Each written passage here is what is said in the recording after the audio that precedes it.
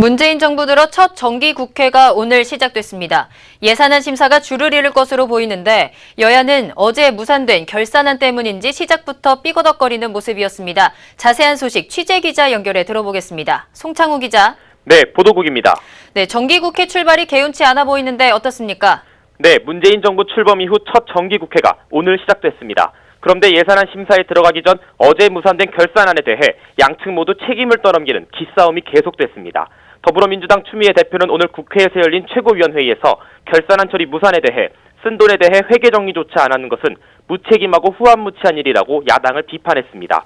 제1야당인 자유한국당 정우택 원내대표는 당회의에서 어제 무산된 결산안은 정부와 여당의 무리하고 불성실한 태도 때문이라며 유감을 표명하기도 했습니다. 네, 문재인 정부의 인사검증 시스템에 대한 논란도 끊이지 않고 있는데 오늘 특히 야권의 반발이 만만치 않았다고요? 네, 맞습니다. 김희수 헌법재판소장 후보자 임명동의안 처리를 비롯해 박성진 중소벤처기업부 장관 후보자의 거취 등을 놓고도 여야의 대치는 끊이지 않았습니다. 또 최근 주식 투자 이력이 논란이 된 이유정 헌법재판소 재판관 후보자가 오늘 자진 사퇴함에 따라 문재인 정부의 인사검증 시스템을 겨냥한 야권의 수위 높은 공세가 이어졌는데요. 특히 국민의당과 바른정당은 청와대 인사 시스템 전반에 문제가 있는 것 아니냐는 의문을 제기하기도 했습니다.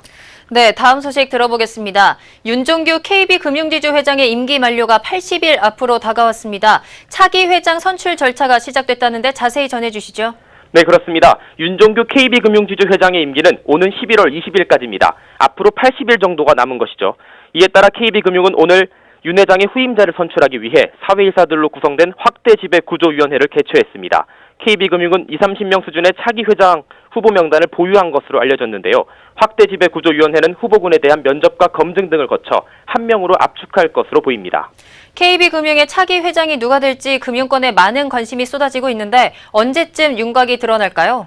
네, 올해 초 신한금융지주가 조용병 회장을 선임한 과정에 견져보면 아마도 이번 달 말쯤에는 KB금융의 차기 회장 자리가 윤곽을 나타낼 가능성이 있습니다.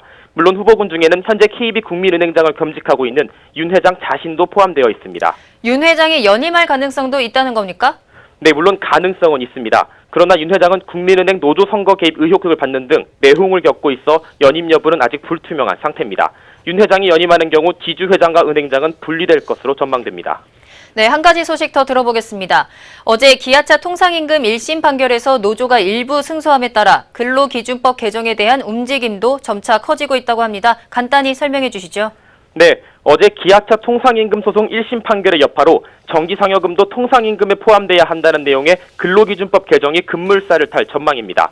김동연 부총리는 오늘 경제관계장관회의에서 통상임금의 법적 범위를 명확히 하도록 근로기준법에 조속한 개정을 추진할 계획이라고 밝혔는데요.